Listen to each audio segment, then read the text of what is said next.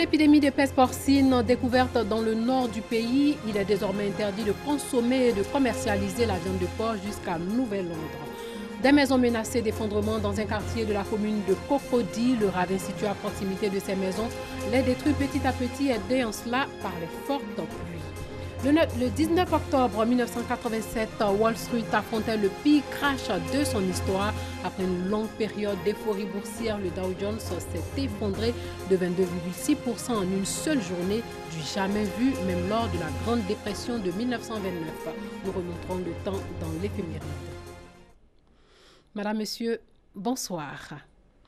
La peste porcine africaine a été découverte dans des élevages de porcs à Ferke-Sédougou dans le nord du pays. La maladie a été constatée au mois de septembre à la suite de plusieurs décès de porcs. Le laboratoire national d'appui au développement agricole a confirmé la présence du virus de la peste porcine africaine. Par conséquent, la consommation et la commercialisation de porcs dans le pays sont interdites. Un concours pour amener les femmes à se faire vacciner dès les premiers mois de grossesse jusqu'à l'accouchement. Le concours du plus beau bébé, une trouvaille des autorités sanitaires du CHU de Dimbokro. 10 bébés de la ville et leurs mères ont reçu des présents. Eugène Atoubi.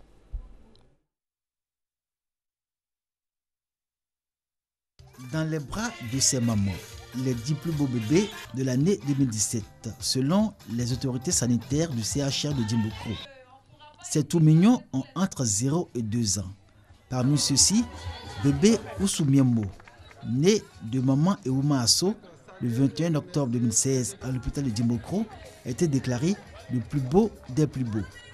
À travers les félicitations que reçoivent leurs mères respectives, les 10 bébés les plus beaux de Dimbokro ont été honorés. Un excellent cadre aussi pour exhorter les femmes à fréquenter les établissements sanitaires, surtout s'y rendre pendant leur grossesse jusqu'à l'accouchement et la petite enfance. Malgré les efforts de gratuité pour les vaccins, nombreuses sont les mères qui ne sont pas encore à jour de leurs vaccins, ni ceux de leurs enfants. Un enfant ayant tous ses vaccins à jour est protégé contre des maladies telles que la poliomyélite, la rougeole, la tuberculose, le tétanos. Les hommes aux côtés de leurs femmes, lors de ce moment de fierté doublée de joie, ont été appelés à soutenir celles-ci, de sorte que les femmes aient accès à toutes les prestations qui ont trait à la grossesse, à l'accouchement et à la protection de la petite enfance. Nous nous sommes rendus compte à un moment donné que les mamans ne respectent pas leur rendez-vous de consultation prénatale et de vaccination. Le concours du plus beau bébé, c'est une façon de récompenser toutes les mères qui arrivent, qui ont tous les vaccins à jour, qui respectent leur rendez-vous de consultation prénatale, qui ont tous les examens au complet. Et parfois, celles-mêmes qui sont accompagnées par leur mari. Le CHR de Dimbokro, à travers son service de gynécologie obstétrique, fait beaucoup de sensibilisation. De janvier à septembre 2017, 1032 femmes enceintes ont été reçues en consultation. 6 d'entre elles ont reçu des prix et des cadeaux. Juste récompense, le CHR de Dimbokro a obtenu le prix Hôpital Ami des bébés, édition 2017, décerné par le Programme national de nutrition soutenu par l'UNICEF. Des maisons sont en train d'être englouties par un ravin dans la commune de Cocody au quartier Abatar. En cause, les fortes pluies qui se sont abattues sur la capitale économique. 4 familles sont sans abri, 2 autres risquent de voir leurs maisons détruites.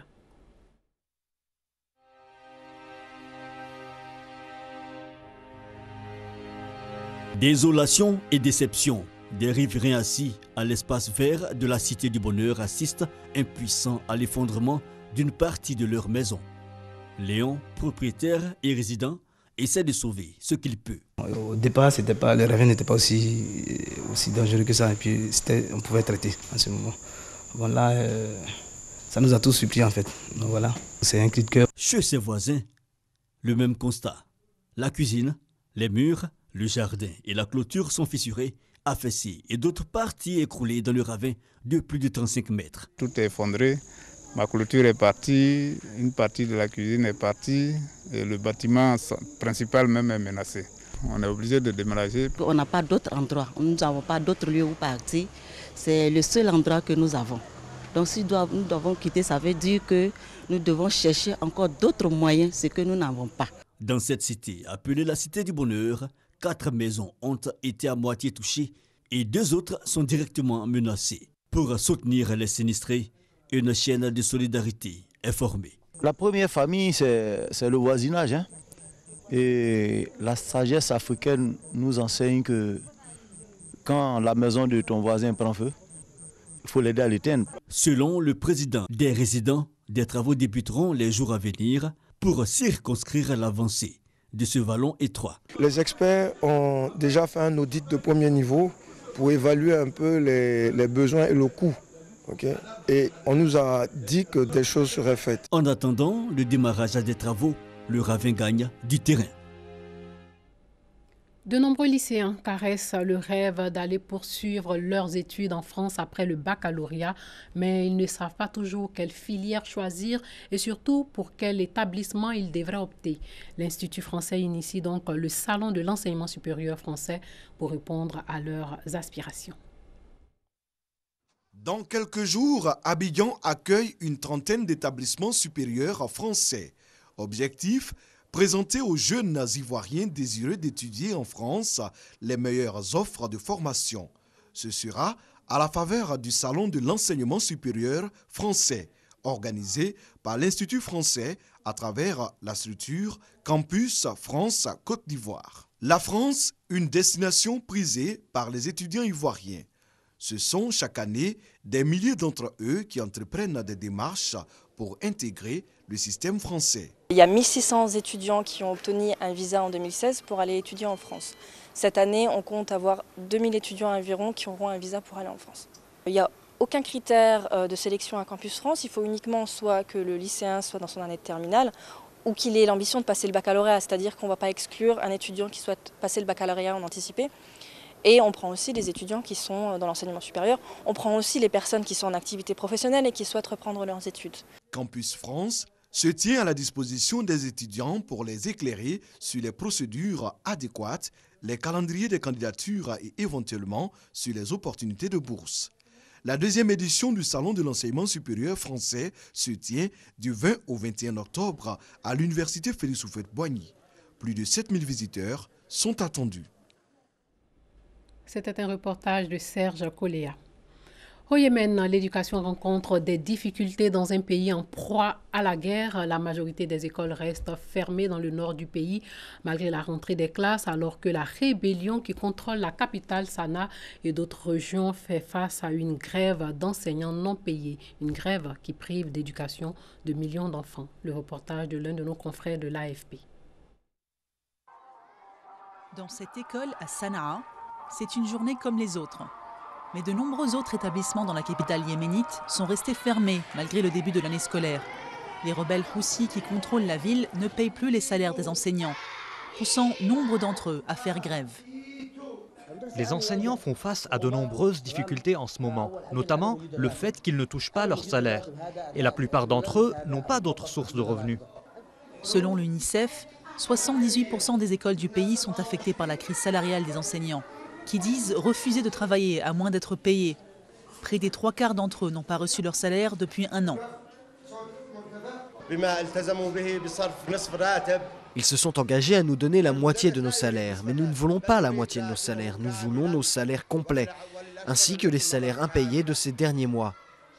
Nous sommes tout de même venus enseigner pendant 1 semaine ou 2, et nous allons attendre de voir comment ils vont respecter ces engagements. Au Yémen, la guerre oppose depuis 3 ans les rebelles Houssis, appuyés par l'Iran, à des forces pro-gouvernementales soutenues par l'Arabie, poussant ce pays pauvre au bord de l'effondrement. Nos familles souffrent vraiment. Elles doivent nous acheter des fournitures scolaires, mais il n'y a pas de salaire. Nous voulons qu'ils distribuent les salaires à tout le monde. Indépendamment de la grève, des centaines d'écoles ont été détruites ou endommagées par les combats et les raids aériens, qui ont fait plus de 8500 morts et près de 49 000 blessés.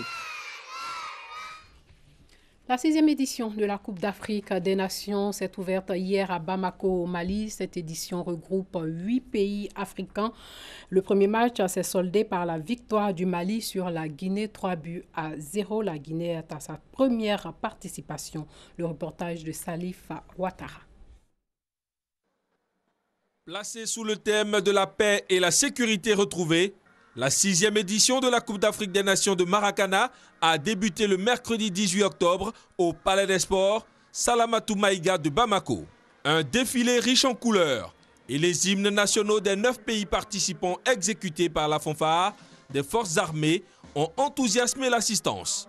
À partir de ce mercredi 18 octobre, le Bénin, le Togo, le Burkina Faso, le Niger, le Cameroun, la Guinée-Conakry, le Canada, le Mali, pays hôte, et la Côte d'Ivoire, double championne en titre, rivaliseront d'ardeur pour repartir avec les trophées vétérans et seniors. Un enjeu pour la Côte d'Ivoire qui domine des mains de maître la compétition depuis son instauration en 2011. La 6e édition de la CAN de Maracana est placée sous le haut patronage du président de la République du Mali, Ibrahim Boubacar Keïta.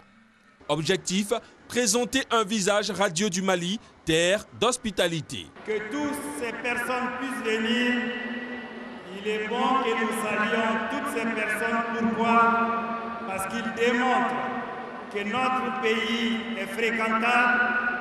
Ils démontrent également que la destination Mali est sûre. Et la vraie raison de notre présence ici, c'est d'exprimer aux Maliens et aux Maliennes que leur pays est fréquentable.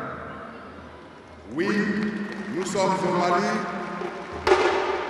et le ciel ne nous tombe pas dessus. Peu avant cette cérémonie d'ouverture, le président de la Fédération internationale de Maracana, l'Ivoirien Bleu Charlemagne, s'était rendu à l'ambassade de Côte d'Ivoire au Mali pour les salutations d'usage. Le Dow Jones vient de se hisser à plus de 23 000 points, un record historique.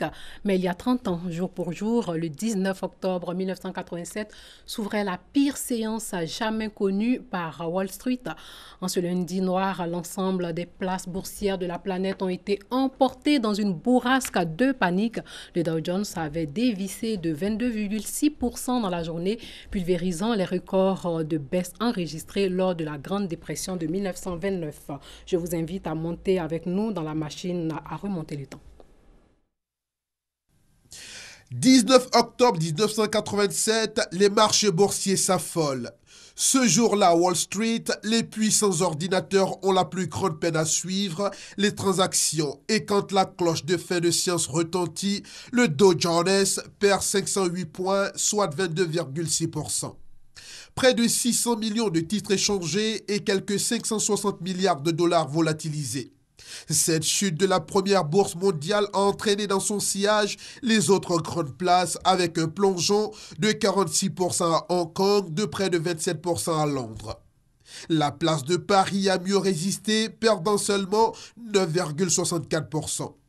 Le crash de 1987 a vu l'indice du Dow Jones baisser jusqu'à son paroxysme avec moins de 22,6% en un jour. La politique économique du gouverneur de la Banque centrale visant à éradiquer l'inflation a provoqué une hausse importante des taux d'intérêt et l'annonce des chiffres du déficit commercial américain ont aggravé la tendance. Cette crise est la première de l'ère informatisée de la bourse. En effet, les systèmes boursiers informatisés ont été mis en cause en raison de leur manque de fiabilité. Cette crise ne s'est pas propagée à toute l'économie américaine comme en 1929. Néanmoins, elle a nécessité l'intervention de la Réserve fédérale des États-Unis. Ces crashs boursiers ont affecté la capacité des investisseurs à honorer leurs créances et la confiance des ménages qui ont moins consommé et se sont rués auprès des banques pour retirer leurs épargnes. Ce phénomène est communément appelé le bank run, une chute des indices intervenue en pleine période de prospérité de l'économie mondiale. Lundi 19 octobre 1987 résonne encore dans les salles de marché comme la pire journée boursière, 58 ans quasiment, jour après jour, après celle du 24 octobre 1929, intervenue en pleine Grande Dépression. Depuis, les indices boursiers ont tangué, perdant parfois environ 10%, mais sans jamais atteindre l'ampleur du Black Monday, lundi noir. Le crash de 1987 est sans doute le premier crash de notre ère informatique. Voilà, merci de nous avoir suivis. Portez-vous bien.